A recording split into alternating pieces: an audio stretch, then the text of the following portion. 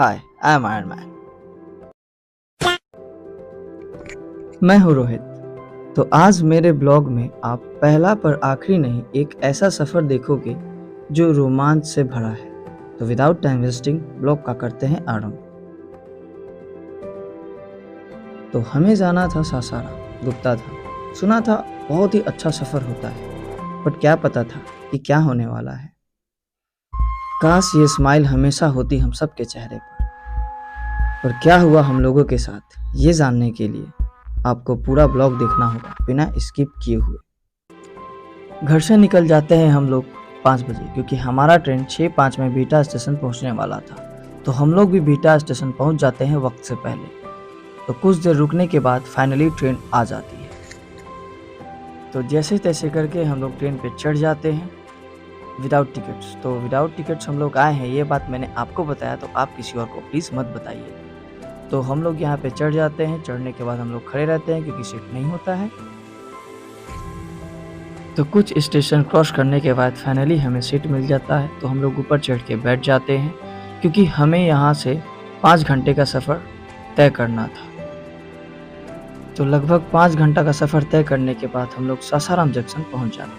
Sasaram junction से उतरने के बाद हम लोग 1 किलोमीटर पैदल चलकर यहाँ आते हैं। तो यहाँ रुकने के बाद राजू भैया बोलते हैं हम लोगों को कि यहाँ पे खा लो, क्योंकि इसके बाद खाना मिलेगा कि नहीं ये भी हमें नहीं पता। तो हम लोगों ने यहाँ ऑर्डर किया। मैं आपको बता दूं कि यहाँ पे ये जो छोला भटूरा आपको दिख रहा है ये 25 रुपये प्लेट था। तो हम सभी ने ये ऑर्डर किया और खाया। खाने के बाद हम सभी ऑटो में बैठ जाते हैं, क्योंकि यहाँ से हम लोग को 35 किलोमीटर दूर जाना था, जहाँ से हमारा रियल का सफ़र स्टार्ट होने वाला था। आधे घंटे का ऑटो से सफ़र तय करने के बाद ही हमें पहाड़ दिखने लगा था, जिंदा पहाड़। और ये देख के हमें अंदाज़ा लग चुका था कि सफ़र आसान तो नहीं होगा।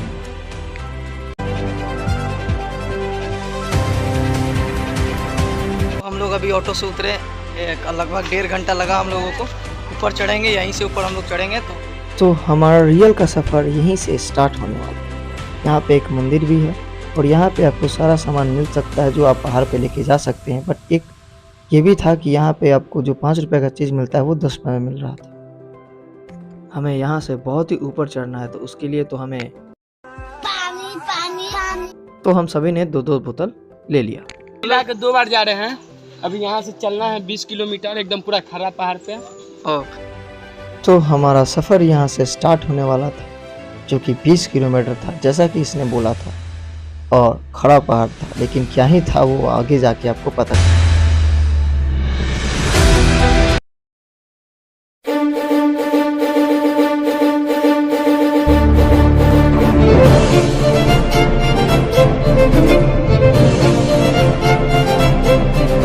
मैं हूँ सस्ता बियर गर्ल्स, आपको दिखाता हूँ यहाँ पे पहाड़ियों पे आपको कीड़ा दिखाता हूँ। कीड़ा है, कीड़ा।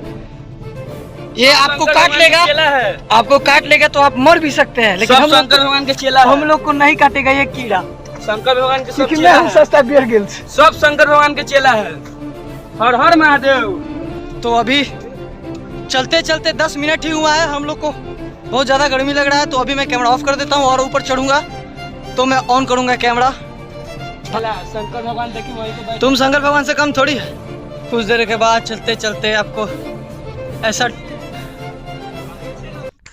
मुश्किल से मुश्किल हम लोग बस 10 मिनट ही चढ़े थे, तो हमारा सांस फूलने लगा था और गर्मी इतना ज़्यादा लग रहा था कि यहीं पे बैठ जाऊं।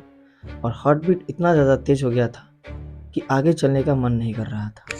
और जैसा कि मैंने बोला था कि चलने का मन नहीं कर रहा था, तो सारे लोग यहाँ पे बैठ गए, क्योंकि सब थक चुके थे। बस 15 मिनट बाद ही सब थक चुके थे और हम लोग बैठे थे। हमें नीचे देखने के बाद और भी ज़्यादा डर लगने लगा था। हमने सुना था 1 कदम सफलता की, मगर यहाँ तो एक गलत कदम हमें मौत की ओर ले जाता। फिर भी हम लोग को वो तय करना था अपना सफ़र, तो हम लोगों ने आगे बढ़ने का ही सोचा। 25 मिनट बाद ही हम सब इतने ज़्यादा थक चुके थे कि आगे जाने का मन नहीं कर रहा था। हम लोग हाँफ रहे थे, हम लोग को बैठने का मन कर रहा था। लेकिन फिर भी बुटन भैया बोले नहीं, चलो और ऊपर चलो, थोड़ा सा और जाके बैठेंगे। ऐसे जगह पे हिम्मत टूट जाती है जब आप हाफ चुके होते हैं, थक चुके होते हैं और भी चढ़ना होता है ऊपर। धीरे धीरे हम लोग कर कर के चढ़ रहे थे। ये ज़्यादा देर नहीं हुआ था, हम लोग को बस 45 मिनट ही हुआ और हम लोग इतने थक के चूर हो चुके थे कि लगा कि अब हमें नहीं जाना चाहिए। उतने देर से हम लोग बस चलते ही जा रहे थे। अब लग रहा था कि अब पहाड़ के ऊंचे पे पहुंचेंगे, लेकिन ऐसा नहीं था। जैसे जैसे हम लोग आगे बढ़ रहे थे, पहाड़ भी अपना विशाल रूप दिखाने लगा था, और भी ऊंचा दिख रहा था और भी ज्यादा भयानक दिख रहा था। यहाँ से मैं बैठ के बस ऊंचाई देख रहा था कि कितना ऊपर मैं आ चुका हूँ।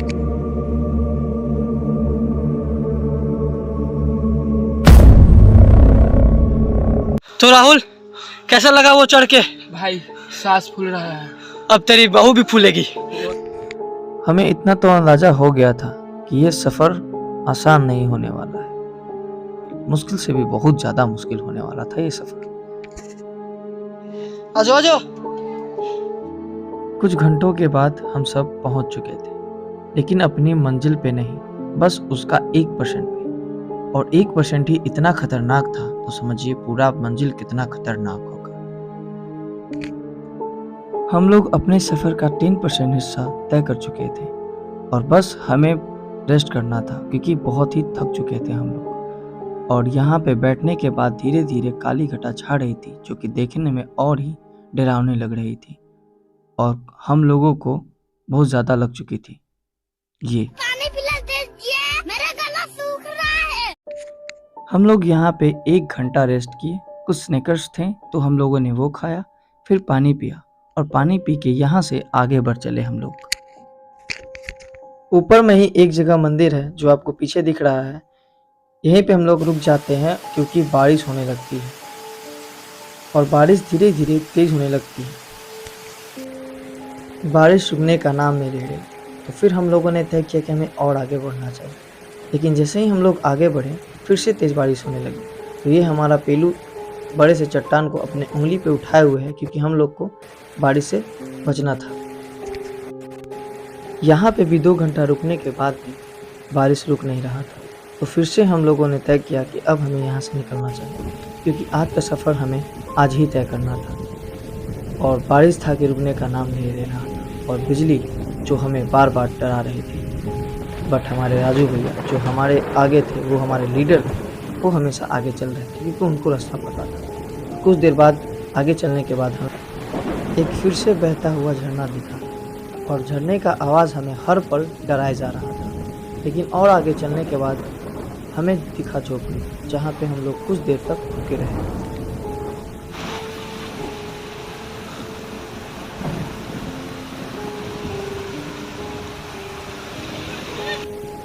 ये आवाज़ हमें हर पल डरा रहा था, क्योंकि हर जगह से यही आवाज़ हमें हमेशा सुनने को आ रहा था। बस बारिश होने के कारण हमें इतनी ज़्यादा मुश्किलों का सामना करना पड़ रहा था। फिर से हमें ये छोटा सा नदी पार करना था। लगातार 5 घंटा चलने के बाद भी हम लोगों ने अभी तक सफ़र का बस 30% ही कवर किया। हमें लगा था इतना मुश्किलों का सामना किए हैं, इतना दूर आए, तो हम लोगों ने आधा रास्ता कवर कर लिया होगा सफ़र। बट हम सभी गलत थे, क्योंकि हम लोगों ने बस अपने सफ़र का 30% कवर किया था। और हम लोग धीरे थे क्योंकि बारिश थी।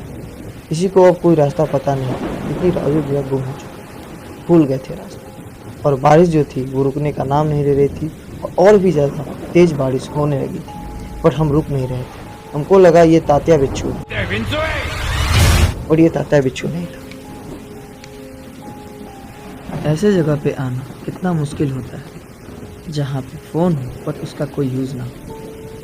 और तो और मुसीबत तो तब बढ़ जाती है जब आप रास्ता भटक जाते हैं, और ऊपर से बारिश जो रुकने का नाम नहीं ले रही, और पहाड़ों से गिरता पानी एक अलग खौफ पैदा कर रहा था हमारे बीच। हम बस आगे चले जा रहे थे, क्योंकि जगह जगह पर पत्थरों के ऊपर पत्थर रखा था, मानो हमें वो रास्ता बता रहा।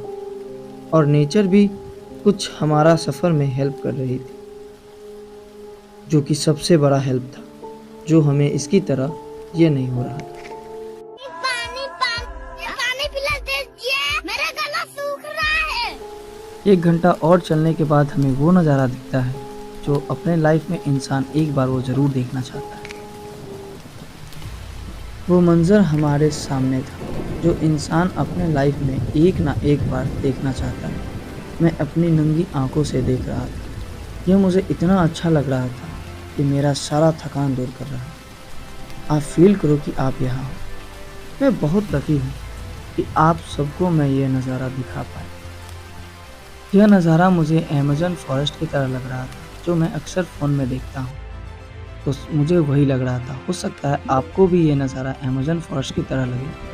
तो हमारा कमेंट सेक्शन ऐसे भी खाली होता है, उसमें जाके भरें कि क्या आपको भी ये अमेज़न फॉरेस्ट की तरह लगा।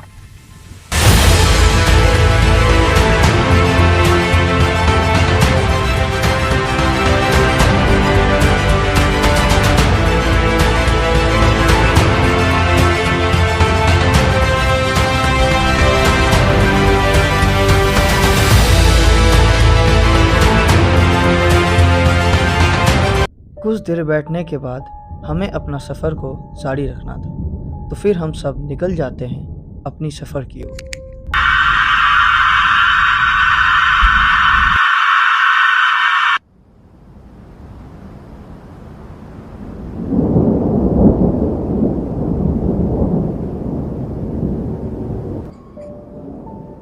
ये ऐसा रास्ता देख के दिल सहम सा गया। जो एनर्जी मिली थी एक पल में ख़त्म हो चुकी थी। अब हमें नीचे जाना था। थोड़ी सी राहत थी कि बारिश हल्की हल्की हो रही थी। ऐसे जगह पे बारिश हो जाना और बिजली की कड़कड़ाहट हमें और ज़्यादा डरा रही थी। फिर भी हम रुके नहीं, क्योंकि हमारा सफ़र अभी पूरा नहीं हुआ था। हम फिर से निकल पड़े।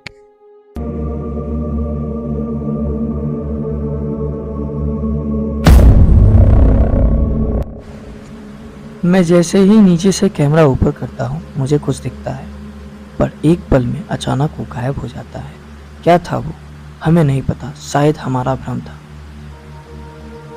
ऐसे जगह पे भ्रम होना सामान्य बात है। हम इस पे ध्यान नहीं लगाते हैं, क्योंकि हमारा सारा ध्यान अपने सफ़र को पूरा करने में लगा था। वो दृश्य बहुत ही भयानक था। उसका फेस नहीं दिख रहा था। क्या लगता है आपको, क्या मेरा सच में वो भ्रम था या सही में वो था? कमेंट बॉक्स खाली है, प्लीज़ उसमें आप बताएं।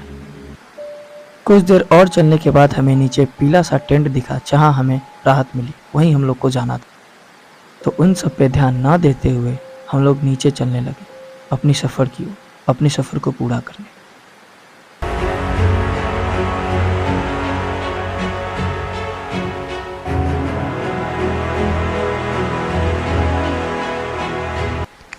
नीचे उतरने के बाद हमें महादेव दिखे और एक अलग सा एनर्जी हमारे शरीर में भर गया था। और हम लोग उतने ऊपर से नीचे आए थे और हमें अब डर नहीं लग रहा था। और हमें लग रहा था शायद हमने 50% अपनी सफ़र का रास्ता तय कर चुका है। लगा था कि अब सफ़र को पूरा करना बहुत ही आसान है, मगर क्या पता था कि आगे क्या है।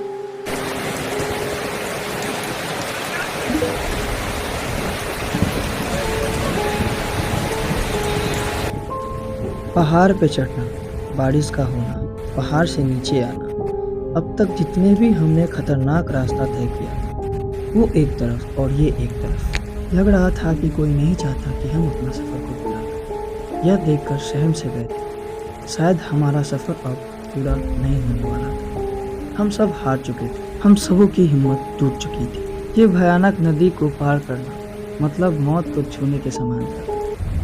क्या हम अपने सफ़र को पूरा कर पाएंगे या यहीं से लौट जाएंगे? ये जानने के लिए आपको दूसरे वीडियो का वेट करना होगा कि क्या हुआ हमारे साथ, क्या हम पार कर पाए या नहीं। क्या लगता है आपको, कर पाएंगे? तो कैसा लगा ये आपको वीडियो? अगर आपको अच्छा लगा तो लाइक, शेयर एंड सब्सक्राइब कर दीजिएगा और नोटिफिकेशन को ऑन कर दीजिएगा अगले वीडियो के लिए। और ज़्यादा से ज़्यादा शेयर करिए। मिलते हैं अगले ब्लॉग में। Bye bye.